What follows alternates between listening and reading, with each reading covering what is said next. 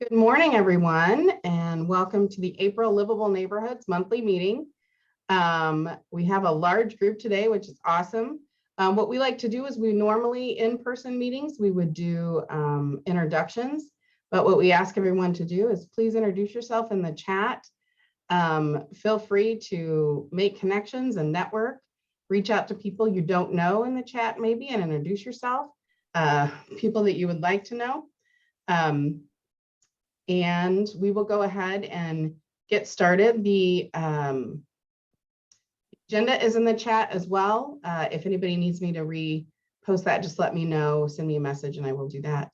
But we're gonna go ahead and jump in and we're gonna start off with Hannah Connor, the Health Department, and she's gonna talk about their violence prevention dashboard. Hi, everyone. My name is Hannah Connor. I'm a social epidemiologist over at the Wyandotte County Health Department. And I am here today to talk about our violence dashboard. It is brand new. Well, it was created pre-COVID, but it has been edited and released in 2022. So that was a few weeks ago that came out. And I am trying to find where I can share my screen.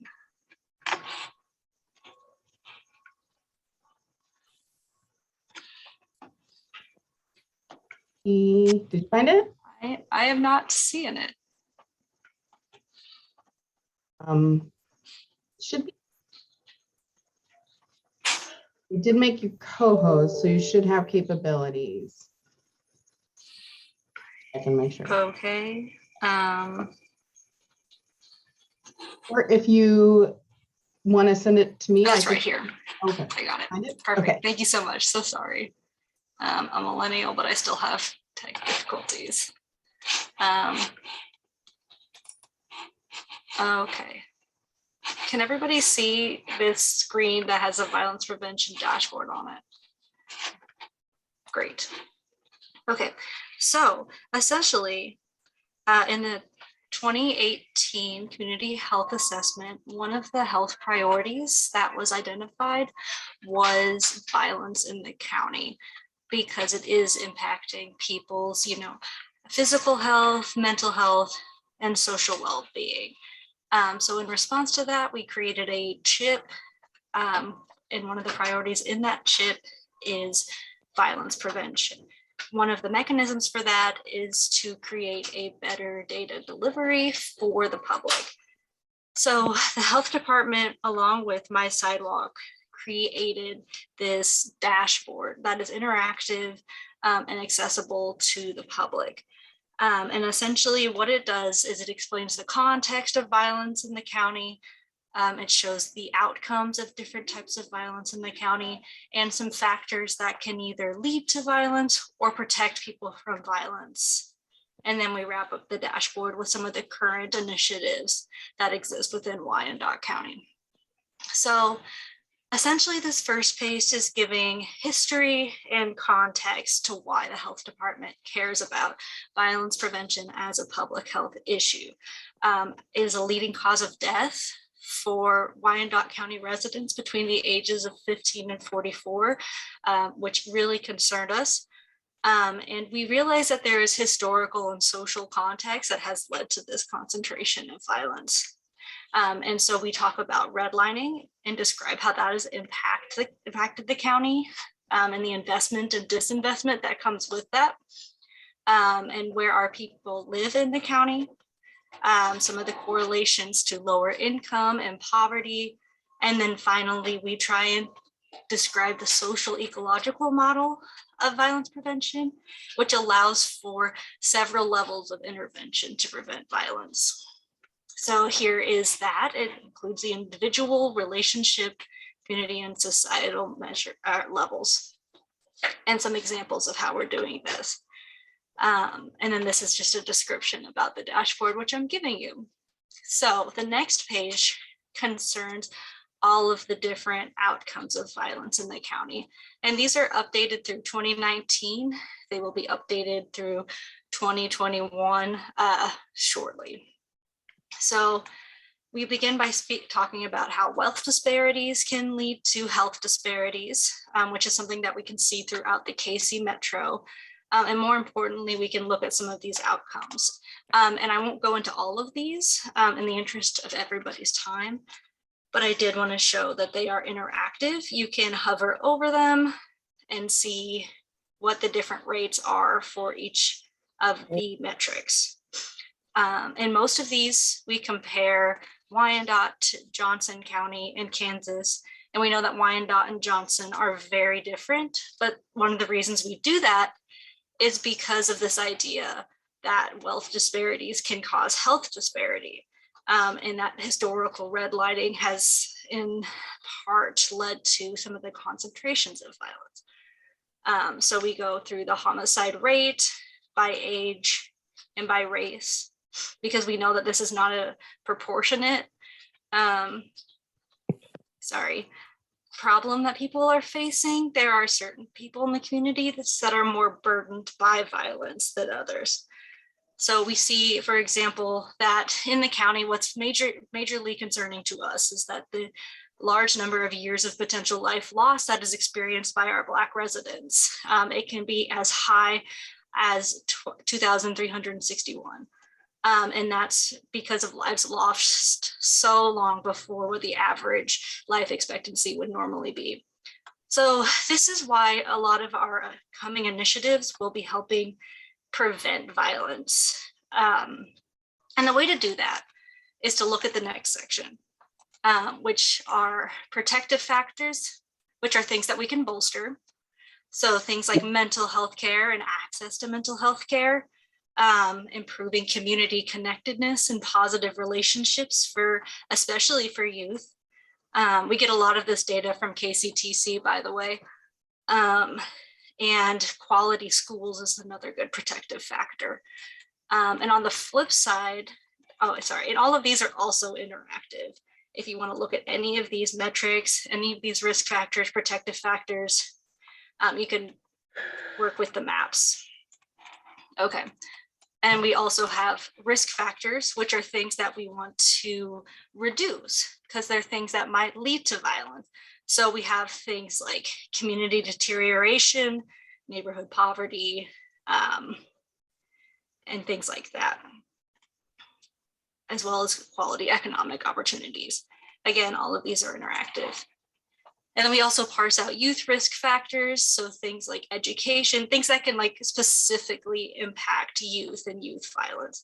So education, the graduation rate, and how connected are the youth to their, a job or schools or things like that.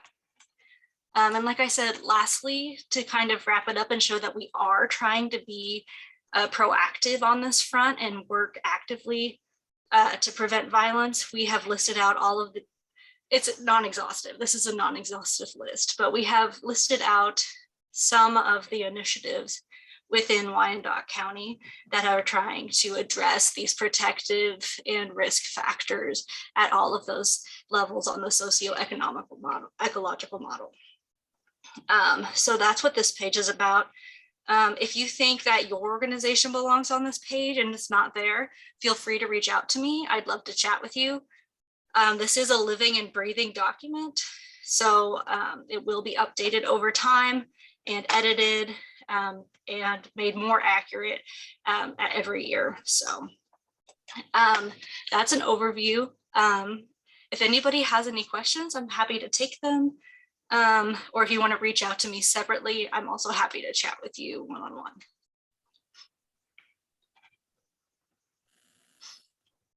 Hannah, I have a question. Edwin Birch, KCK Public Schools.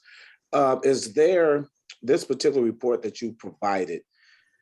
Do you have something in like a summary format that you could share with different groups or with our school district that I can share with staff about this particular dashboard? I can share the specific dashboard if you'd like. Well, I'm thinking more like of an announcement that's informative. Oh. Hey, the health department has a new dashboard, the purpose of the dashboard, what those who visit your particular dashboard, what they can get out of it, and how it benefits. So I don't know if you have a summary or something like that, kind of something that promotes it. Yeah, absolutely. We did put out a press release, but that was during some other, I think it was one of the major storms or something, so it kind of got lost. But I'll send you over that. And then if that needs to be plumped up a bit with information, I can send over additional documents. Okay, thank you. I will send you my email address. Okay, thank you. And Hannah, if you would like to send that to me too, I can also send it out to the group as a whole after the meeting. Okay, perfect. Along with the link too, so. Okay. Thank you. Are there any other questions?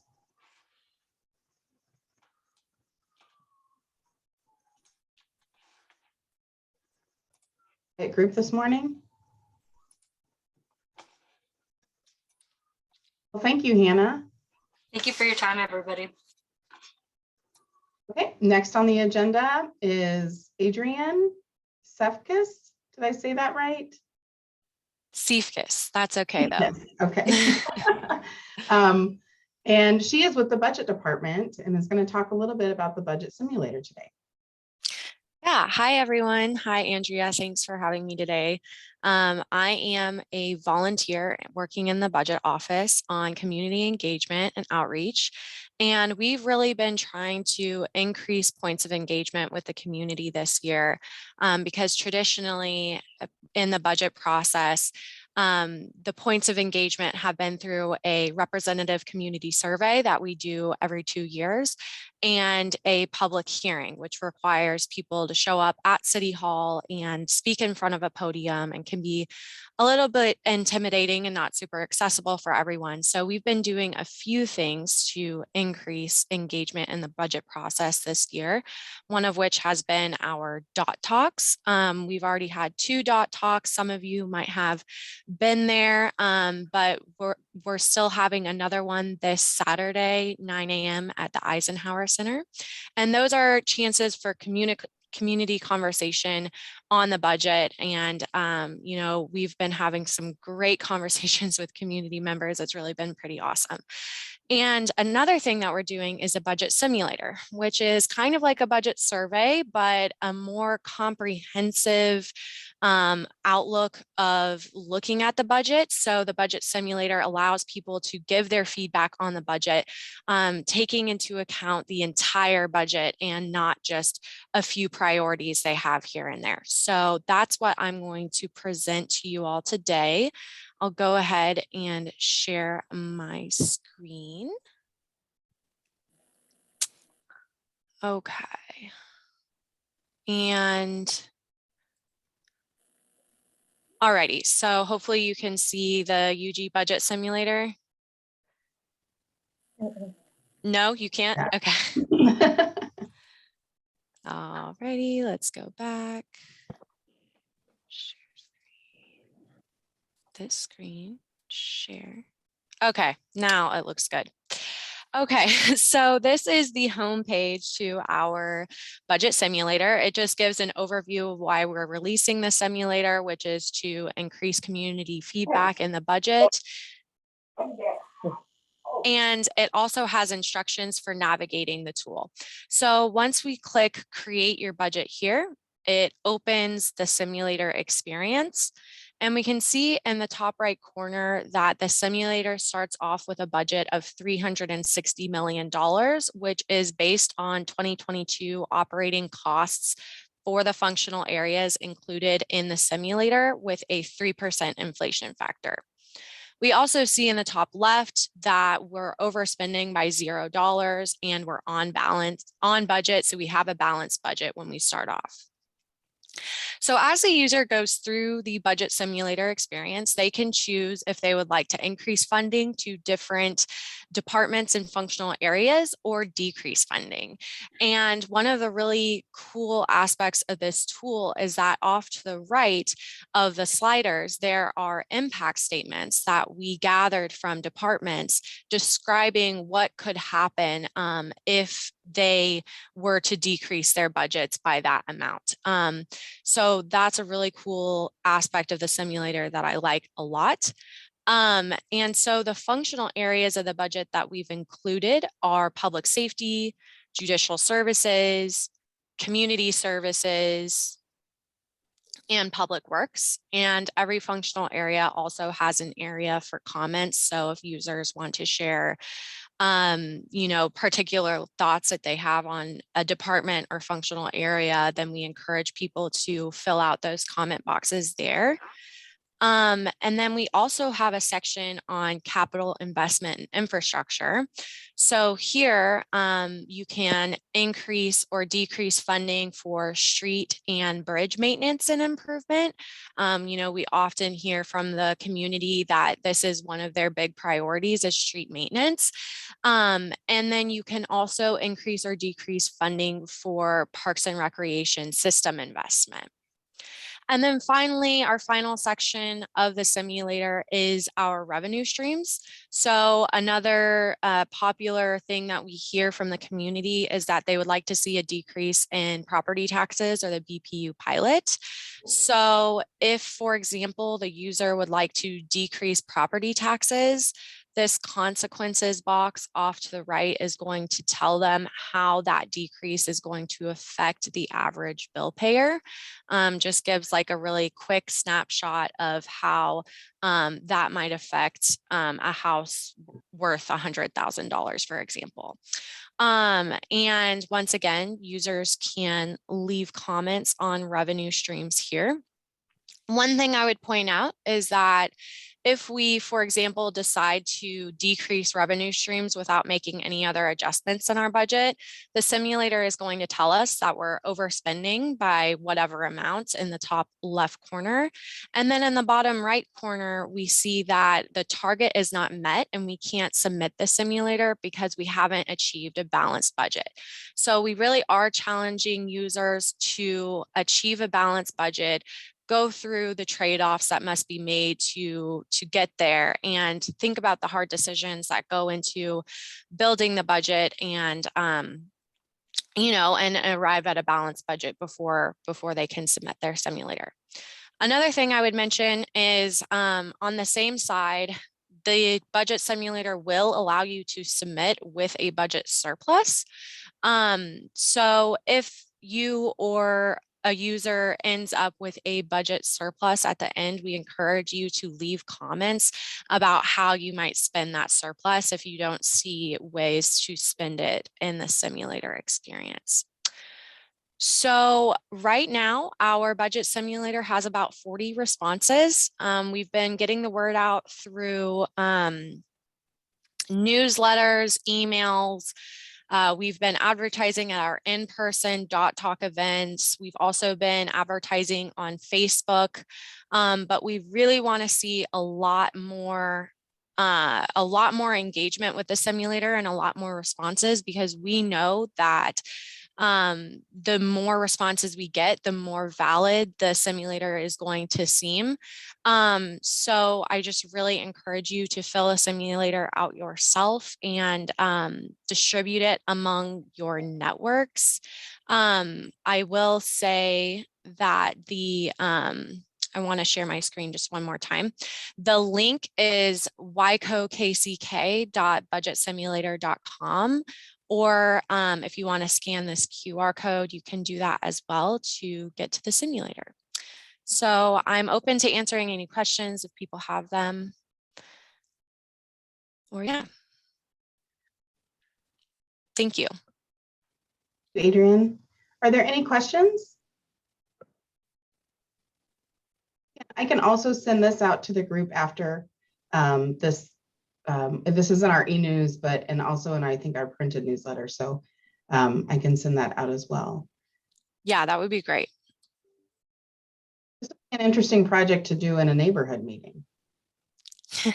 To pull it up and do it with your neighbors. Yeah, definitely. Any questions? Hey, does everybody need their coffee this morning?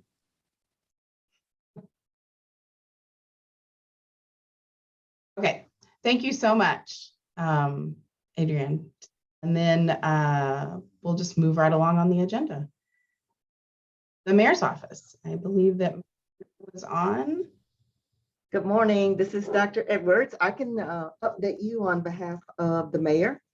Okay, We great. are participating in the dot talks as well. And so we have our final dot talk, which will be on Saturday morning from 9 to 11 at Eisenhower Community Center. That's at 2901 North 72nd Street. So you have an opportunity to not only engage with the simulator and looking at that model as a way to have conversations around the budget, but to come out on Saturday morning and there's actual breakout groups and childcare activities. So the children even have dollars that they could practice balancing their budget in a breakout room. So it's a good family event, a good opportunity to speak in person with members from the finance team. And Ashley Hand has worked really hard to put those together from our communications team. So we'd love to see you out. We also tonight have our commission meeting. I'll let Mayor, who is joined, to talk more about the agenda tonight and what to expect. I'll add that tomorrow is our final listening session for all of the mayor's committees that have launched over the past 2 months. So the chairpersons have been meeting and listening to all of the 250 residents that show up to talk about their interest in serving on any of the 6 committees that are being formed. They are introducing themselves, sharing what they're interested in seeing happen, and then noting areas in which they'd like to volunteer. The next steps then for chairpersons are to really put together work groups around what they've heard and to develop a task force structure. So we're no longer referencing them as committees, but they're more like task force because their job is to actually take action on the areas in which we want to make progress. So tomorrow, the Government Efficiencies Committee will meet over the noon hour. That is the last meeting of all of the committees in terms of listening sessions. They'll be formulating, the chairperson, along with their co-chairs, will be formulating their structures. And then we will have out on the website, the committees, the task force charter. So what they intend to do and somewhat of a timeline that they would like to have that work completed by. There are definitions of each of the committees on the mayor's website. Go out, take a look.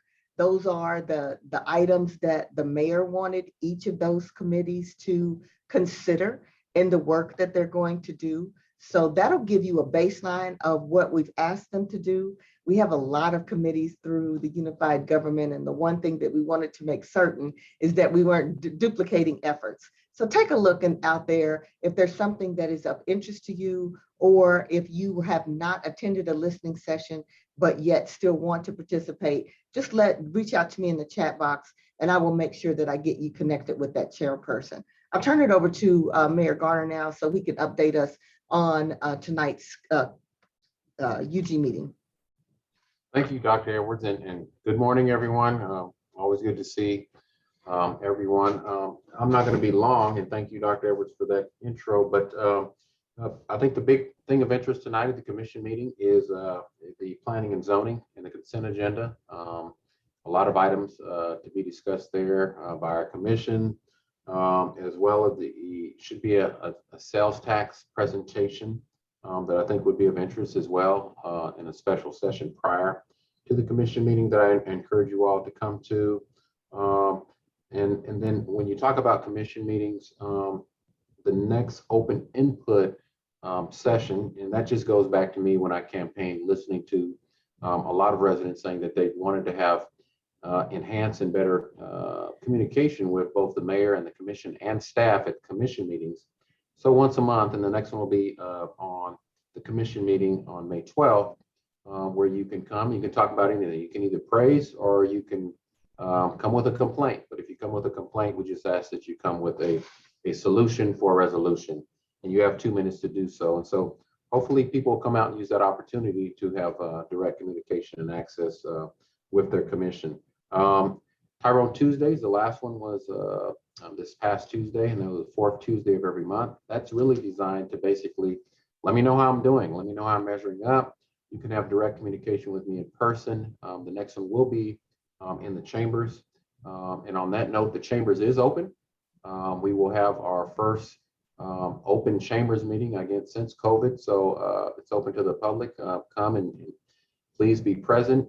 We'd like to see as many of our residents throughout Wyandotte County come and really observe and see what your commission and your mayor are debating and talking about, as well as what's brought forth from your UG administrative staff. Some of the big other items, and I'll let Dr. Edwards, I'm going to circle back to her, that are concerned here in Wyandotte County is the redistricting and how that impacts Wyandotte County, both when you talk about our school district and then where we're at as well on just the 3rd district and how that impacts us as well and where we're at. So the biggest thing moving forward before I turn it to Dr. Edwards is that I really want you to be concerned about is we have these dot talks, and I appreciate that being brought forward by the volunteer mentioning that, but it's really important that people come out. The last session is at Eisenhower, and I encourage everyone to come out because the budget process is really something that should be of a community concern. When you talk about the needs of Wyandotte County, the community survey is out. That should be presented at some point, and it lists some priorities that you all responded back to for those that did the community survey. And the top priorities in our neighborhoods were street maintenance, police services, code enforcement, parks and recs. Those were the top 4. And the top priorities throughout the county were property tax administration or property taxes, motor vehicle registrations, and services for seniors, as well as people with disabilities. So when you align that with the budget, it's really important that you all come out and let your voice be heard. But these conversations are going to be continuing with your commissioners. Please reach out to your commissioners, let them know what your priorities are, let them know what you would like to see included or removed from the budget. So when they do make these budgetary decisions, they can make an informed decision that's more reflective of what you, the people of Wyandotte County, want. And if you don't do that, then you kind of leave it up to their own vices to make decisions for you as opposed to with you. So I also want to remind folks, I am getting around to a lot of community groups, and thank you for the community groups that have invited me in to talk and answer questions. I want to get to all the community groups that I've missed, and please reach out. You're not bothering me if you have a community event, if you want me to come and speak, if you want a roundtable, if you need an education session on just basic things on how government works, and or just where we're at and things you'd like to see me do, town halls, whatever the case may be. Please reach out to us at the mayor's office. You can email me at mayorgarner@wycokck.org, or you can just call the office at 573-5010, and we'll do our best to get out there and accommodate you. So please take those opportunities. I want to meet you. I want to get to see what your concerns are, and that's a commitment I've made when I campaigned of just providing an enhanced level of engaged leadership with this community. So I'm going to turn it over to Dr. Edwards. She's going to wrap up with the redistricting and the challenges that poses to Wyandotte County. Okay, Amanda, did you have a question for the mayor before I kind of wrapped up with that redistricting conversation? This Okay. is Jennifer. I had a question. Okay. Well, I just wanted to, first of all, say thank you on behalf of Argentine Betterment Corporation, Mayor, for coming out to our serve day, our recent serve day. But I did want to make a comment about when people come to speak, and you know you've got the 2 minutes to speak at the commission meeting, at the UG meeting, and you get that warning that your time is almost up. Is there any way that we can do a different kind of warning? Because that warning is so abrupt and loud that it's derailing for the speaker, and it's hard for them to get back on track to finish up and wrap up what they were saying, because it completely derails their thought process. I think that's a technical issue. I'll get with our staff. Going into the commission chambers tonight, and so everybody will be in person. I think that it might be a little more fluid for us to be able to control that. So I'll take note of that, and I'll let staff know, but we'll see how that plays out on May 12th in that open input and recommendation session moving forward, because we are going back to the chambers. And so the commission being separate from the community at large, hopefully it'll be a thing of the past moving forward. So we'll just play that by ear, but I will make a note of that. Thank you. Thank you, Mayor. So with regard to redistricting,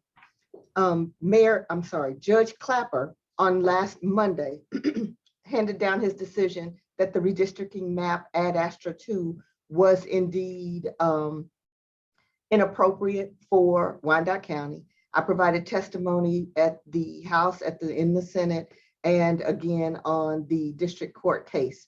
So we won the first step. The maps went back to the Kansas legislature to make the corrections, and then they'll go back to the Kansas Senate, not the Senate, to the district court for approval. So the redistricting with regard to our congressional maps is in play. We are now formulating our testimony and all of the data that we need in order to respond to the school board redistricting maps that are now being considered. And from what we understand, they would place our districts, USD 500, into 3 different school districts.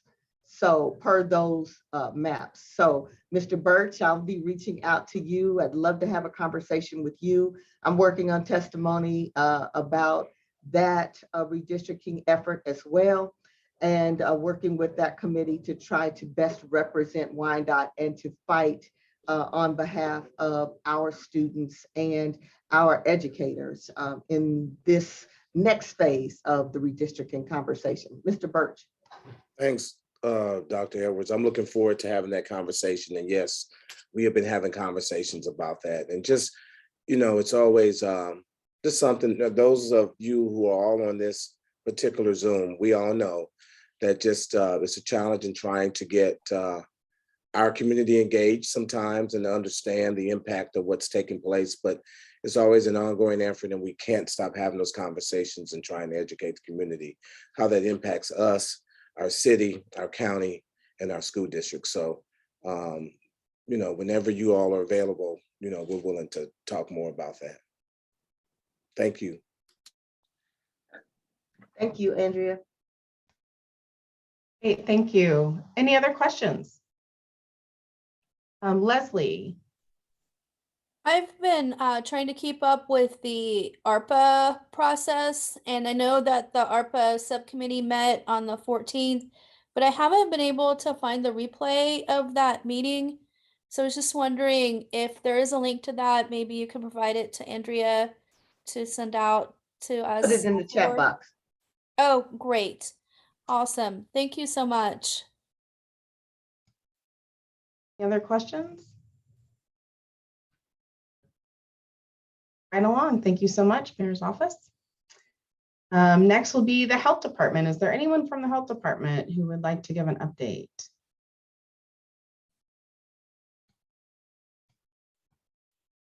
Sheriff's Department. I noticed that Sheriff Soptic was on. Hello. Yeah, sorry I was late. I had another meeting run over. I don't have really a whole lot new other than I've had some community groups reach out about me coming and visiting. That is definitely always an option. And so keep doing that if that's something you're interested in. And if anybody has anything the Sheriff's Office can help you with, we'd be more than happy to engage in that conversation. I guess I can share tentatively May 17th will be our memorial service for Law Enforcement Week.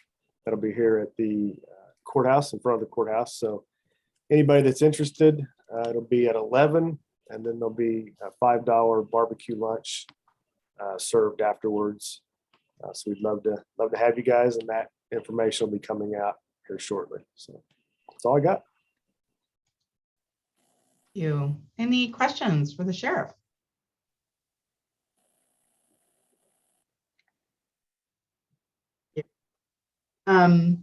Next would be the DA's office, and I noticed that DA Dupree was on. Good morning, everyone. Thank you so much. It's always a pleasure to be on with you all. The only thing that I have is to remind everyone the Community Liaison Board is accepting applicants. So go on to our website and get on that Community Liaison Board so that you can talk to me and this office more than just this once a month, and you can lend your wonderful wisdom to this office. Beyond that, that is all. And yes, I did beat the sheriff. Have a great day. Thank you. Are there any questions? The DA.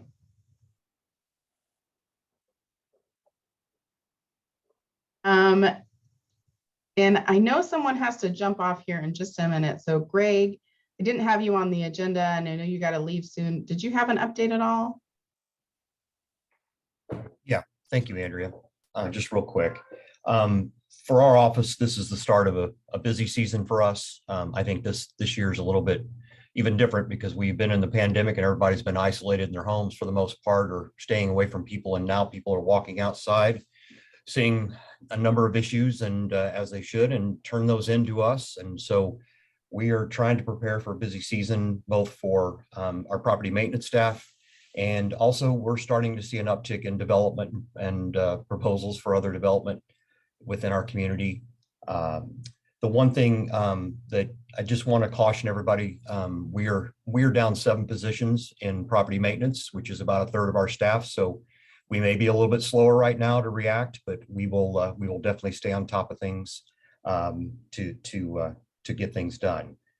I've mentioned this before. I'm going back to the Neighborhood and Community Development Standing Committee on the 9th of this month. I'm hoping this is the, I believe this will be the, we'll get this through. We're trying to get new codes and standards adopted. Once again, that's on May 9th. And then the only other note I'm going to make real quick, you know, everybody's aware we've had the technology issues with the cyber attack. We are able to do limited business. There's a few things that we aren't able to do. The biggest thing I think that's impeding us at this point is the inability to print some of our reports and records. Like we can process a building permit, but we just can't hand out an official building permit because we can't print it right now. But if anybody has an issue with that, they can always go into our NRCE link and they can actually see that they have a building permit. So we're doing a lot of workarounds, and we are making progress every day in this office we've got a staff member that's converting a lot of those reports we can't print that are on a server here that's locked down to our cloud, which then they become operational. So once again, we're making baby steps in those efforts and trying to get everything back online. So that's it. Any questions for Greg? Greg. KCK PD, and I see that Captain Priscilla is on. Hey everybody, if any of you don't know me, my name is Joe Grisella. I'm currently the commander of our community policing unit as well as our traffic support unit. I've got some updates on some things just coming up that if you guys want to add to your calendars that you can be on the lookout for. First is going to be May 4th. That will be at our, basically we're having an open house at our South Patrol Station. That one's located there at 2200 block Metropolitan, kind of by that Walmart neighborhood center. That's scheduled from 6 to 8 in the evening, and I think they're planning on having some food. I'll have a bunch of my community policing officers there as well as commanders from that patrol area. So if you're in that part of town and want to come meet them, feel free. Even if you don't live in that part of the city and want to come check out the station, it's one of our newer buildings. It's pretty nice, so you can check that out. Kind of like Sheriff Soptic said, we are also having our police memorial for fallen officers, which will be scheduled the 11th of May, which is a Wednesday at noon. That's going to be at our police memorial, basically in the plaza area in front of City Hall there at 701 North 7th Street. We've got my unit in community policing as well as my guys in the traffic support unit will be supporting the NASCAR races coming up the 14th and 15th of May out at the Kansas Speedway. And as a result of that, and then having to work the weekend, basically my officers will be off the Tuesday, Wednesday prior, and then typically the Monday, Tuesday after. So if you're trying to get a hold of somebody in my unit on those days, Tuesday and Wednesday before the 14th and 15th, or Monday and Tuesday, I probably won't have anybody in the office. And then East Patrol, which is now relocated to the old Indian Springs area. So it's located now at 849 North 47th Street. They've planned a open house at their patrol station from 3 o'clock in the afternoon until about 7 o'clock in the evening on June 1st. So if you'd like to check that station out and meet those officers and commanders at that area, plan on swinging by there and should be good. So yeah, we've got a few things coming up if you guys want to put them on your calendar, and hope to see you guys out there. That's all I've got, unless anybody's got any questions for me specifically. And Captain, would you be able to share those dates with me so that I can get it out to the group? Yeah, right after the meeting, I'll just shoot them all to you in an email. Great, thank you. Any questions for Captain Grisella? Thank you very much. Just jumping right down the list, the fire department. And I noticed that. Hey there, good morning, Chief Droppelman here. I've got 3 things for the group. The first one, the county administrator has allowed us to extend the residential open burn period through Sunday, May 8th. So if you have not had an opportunity because of the weather, I know we had a lot of wind and rain this month, so that's why we asked for the extension. You can still apply for a permit up through May 8th. The second thing is the Red Cross is going to do a smoke detector drive in our city. They've asked us to partner with them. They've scheduled it for Saturday, May 7th.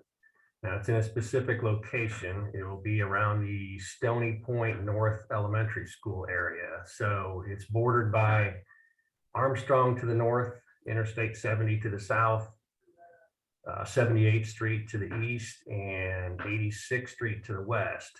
Their volunteers will go the week before, 10 days before, and hang door tags on all those homes, asking if you would like some free smoke detectors installed in your home, to contact them on that information that's provided. And when they're out along with us on May 7th, we'll go to those homes and install those. If you're a resident of that area and you do not get a door tag or something happens to it, you can always contact my office. I'll have a list of residents there that we'll also install for them, and I'll provide that information to you, Andrea, along with a copy of the door tag that the Red Cross sent me after the meeting here. I don't think I can put it in the chat box because it's a photo. This smoke detector drive is for single-family residential homes, not rental property. So if anybody lives in that area that's renting a house, by code, the landlord has to provide those smoke detectors. So if you're having trouble with that, contact rental licensing or contact me, and we'll get those landlords to cooperate in dealing with your smoke detector problems. And the last thing is we're looking for some tips on in the Rosedale area. Specifically, we've had some arsons to the Rosedale Ridge apartment complex, the old closed down one there at the top of Mill Street and Federal. So anybody has some information for us, we're always looking for that. And our tips line is 573-5555. That's all I've got. Great, thank you so much. Do we have any questions? Chief Droppelman at the fire department. Thank you very much. Thank you. USD 500, Edwin. Thank you, Andrea, and good morning, everyone. I just have a few highlights to share with you all. The board, this past board meeting on Tuesday, we have made mask optional effective April 27th. And for the remainder of the 2021-22 school year, the board approved optional face masks for students and staff. Now, this is as long as the total of COVID-related absences remain below 5%. So in the event that an individual building or school exceeds this particular threshold, that building will temporarily return back to the mask requirement and will need to drop below that 5% of COVID-related absences for 1 week before moving back to the optional masking. As you know, our school district has been one of the only ones that have been holding out and continuing with the mask mandate. And we have been doing that since the beginning of the year. And so now we are moving to optional. The Confidence in Kansas Public School Education Task Force named 92 schools in the state, including Kansas City, Kansas Public Schools, as recipients of the 2021 Challenge Awards. The certificates of merit was presented to 7 of our schools by the Vice President of the Kansas State Board of Education, Janet Wall. And this was done during the regular board meeting held this past Tuesday. And those 7 schools are Sumner Academy of Arts and Sciences, Emerson Elementary School, Bertram Carruthers, John Fisk Elementary, Mark Twain Elementary, Thomas Edison, and Arrowhead Middle School. So our schools, our teachers, our parents, our students are continuing to do hard work and getting positive results. So just wanted to mention that and to for us to continue to congratulate our students and staff at those schools. And speaking of Sumner Academy, some of you may have already heard, we're proud to celebrate that the school was named the top school in the state of Kansas for the 4th year in a row by the U.S. News and World Report. Sumner Academy was named the #1 high school in the Kansas City metro area, 12th nationally at magnet schools, and 32 nationally overall. So we want to congratulate Rick Malone, his teachers, staff, students, and parents for their collective efforts towards academic excellence. Many of you have learned about our, some of you have heard about our swim program, how we are working closely with Parks and Rec and the YMCA of Greater Kansas City. And we started the program with a few of our elementary schools. It was 3 of them. So now our staff has met with representatives from the YMCA last week and the Unified Government Parks and Rec. We are expanding to middle and high schools. And we are also discussing how we will move that further when the school year starts. So the district is incorporating the 1-hour Learn to Swim program into our extended learning summer curriculum for students. So this summer, we're going to do it as well. And then next school year, we plan to expand it to some of our other middle and high schools. So again, this will help create a streamline of lifeguards, and hopefully our students will take advantage of some of the jobs that the mayor's office and the Parks and Rec that they're working to get more lifeguards. And if it can be our students and they can get paid and take advantage of those jobs and be a part of the community, that's a win-win for all. Last but not least, Kindergarten Roundup is May the 4th. Registration is now open for new and current KCKPS families. If anyone that you know or are aware of who has a child that will be going into kindergarten for the 22-23 school year, please, we're here to help them go through this process and make it as easy as possible for our parents. So please ask them to visit the district's website because there's more detailed information there. Thank you all for your time this morning. Edwin, are there any questions for Edwin today? And I noticed that we have Josephine from Turner School District. Did you have an update today? Yeah, no updates regarding the Turner School District. I work with the CanCare Ombudsman Office within KDADS. We're moving into the Kansas Department of Advocates here soon, doing all the back end stuff with technology, which is super fun. But I just wanted to throw out a hello to everybody. I've been coming to these meetings for a while, and I'm so happy to hear all the great things that are happening still in Wyandotte County. And let you guys know that the CanCare Ombudsman Office is a free service to anyone in Kansas or outside of Kansas who has questions or issues regarding their CanCare benefits and services. So I'm not sure who's on the call who works in public health, the health department, et cetera, social workers, case managers, but we're just here as a resource to anyone. If anyone on the call has family members who utilize the Medicaid program and know how difficult it is to understand letters, understand how to communicate with the state regarding benefits and services, please reach out to us. I'll put our toll-free number in the chat and my email. If anyone wants to reach out to directly to me, please email me. If you have general questions, go ahead and use our toll-free number, and I'll continue coming to these and hearing all the great updates. Appreciate it. Thank you. Thank you. And that was my bad. I apologize. It was the wrong outlet. I am from Turner though, so. Is there anyone who would like to give an update for Turner School District? Good morning. This is Lauren with the Turner School great. District. I just have a couple updates today. We are just a few weeks out from the end of the school year, so we are in the midst of all those wonderful end of the school year celebrations, and graduation is coming up. We are kicking off one of our biggest summer schools we've ever had, so that's really exciting.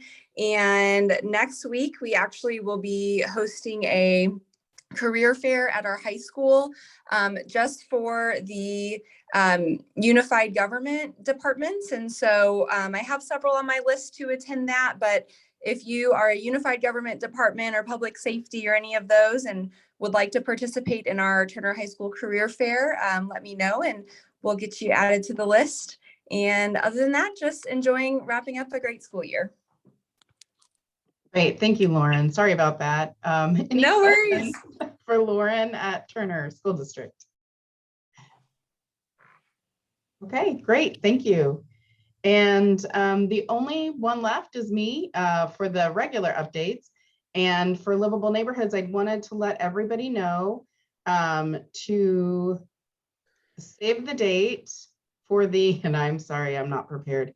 I thought I was. Save the date for the community development workshop, which usually happens every year. And this year we're doing things a little different. It'll be a 3-day immersive experience of on-the-ground work in the Kansas City metro area.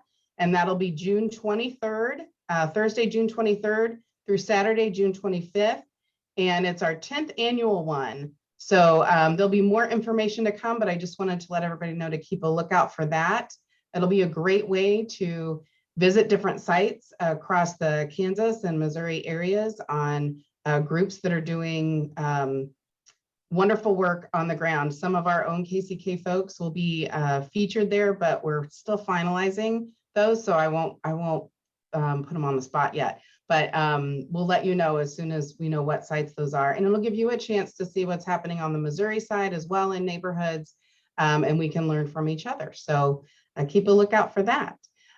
So unless there are no more, or unless there are any questions for me, which I'll put that out there, then I will go and open it up for community announcements. Feel free to put any community announcements in the chat, or you can raise your hand, or you can just unmute and share your announcement.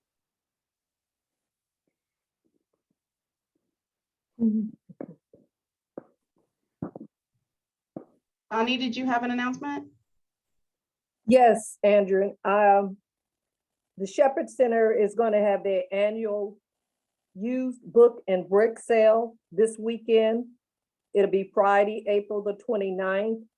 8 a.m. to 4, and Saturday, April 30th, 8 a.m. to 3. It's going to be at Grace Lutheran Church, 3333 Wood Avenue, Kansas City, Kansas. Also, we are still accepting donations today, starting at 8 o'clock. We're not taking any type of clothing, mainly magazines, jewelry will be accepted, but let everyone know we're going to have a very nice book sale and to come out. This will be Friday and Saturday for the Shepherd Center. Thank you. Thank you, Donnie. It is a great event if you're looking for a purse or knickknacks. Usually they have great ones there, so as well as books. So I see Leslie has her hand up. Leslie, did you have an announcement? I do. So Community Housing of Wyandotte County is going to be doing a cost of poverty experience on May 23rd from 2:30 to 5. It's going to be at the Kansas City, Kansas Public School building, 2010 North 59th Street. And they are looking for volunteers to play agency staff. So if you're not familiar with this kind of event, it's also known as a poverty simulation. So attendees can really get a feel for what it's like to go through the process of getting support from agencies when they're going through difficult financial times. So I'll put the link in the chat to sign up. You can sign up as a volunteer or a participant, but it would be great if we could have volunteers because it's really hard to be able to host an event like this without them. So you'd be helping out CHWC and just those who are wanting to learn more about what that experience is, maybe on the other side of the table for those they serve. So highly encourage you if you can carve the time out of your day to volunteer. In addition, just for anyone who hasn't been on the call before, I'll also put the links in the chat for help paying for your internet bill. Thank you. Great, thank you. And I did have this question come to me. For those of you who need to know this, a way to get things from the chat would be to click on the link and it'll be up on your computer when you get out of the meeting. Or you can also, there's a tiny little square next to a smiley face by the chat. You can click on that, it'll allow you to save the chat from the meeting. So either way, to get that information, you can also cut and paste from the chat into your computer or to a document is another way to do it as well. So do I have any other announcements or any other questions? Hey, Andrea, I think I got one more that I just got an email on. I think we're planning on doing a community engagement event at Matney Park down there on Shawnee Drive, and we are planning on that for June 11th from 10 a.m. to 1 p.m. So I'll add that to that email I sent you. I'll add that and send it. But I just got that popped up that we confirmed it. So. Well, if that is it, I will stay on for a little bit for those of you who want to grab. There's a lot of information in the chat, so I'll stay on for a little bit for those of you who want to grab information. But thank you so much for joining us today, and I will see you next month. Thank you. Bye-bye. Okay.